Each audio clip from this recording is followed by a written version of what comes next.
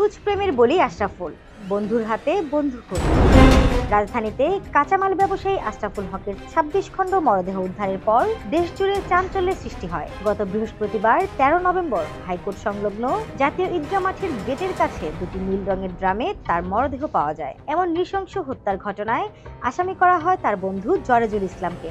জানা গেছে, শামীমা আক্তার নামে এক নারীর সঙ্গে পরক্রিয়ায় জড়িয়ে পড়েন দুই বন্ধু আশরাফুল ও জরেজ। এ নারীর সঙ্গে দুজনের ছিল ত্রিভুজ প্রেম, কিন্তু এই প্রেম তাদের বন্ধুত্বে ফাটল তৈরি করেছিল, যার জেরে নৃশংস হত্যার শিকার হতে হয় আশরাফুলকে। ঢাকা মহানগর গোয়েন্দা পুলিশ ডিবি স্বল্প সময়ের মধ্যে ভয়াবহ এই হত্যাকাণ্ডের রহস্য উন্মোচন করেছে। ডিবি সূত্রে জানা গেছে, আশরাফুলকে প্রথমে বালিশ চাপা দিয়ে ধরে মাথায় হাতুড়ি দিয়ে আঘাত করা হয়। এতে ঘটনাস্থলে তার মৃত্যু হয়। মৃত্যুর দুদিন পর তার মরদেহ কেটে ২৬ টুকরো করা হয়। হত্যাকাণ্ডে অংশ নেন জরেজ ও শামীমা আক্তার।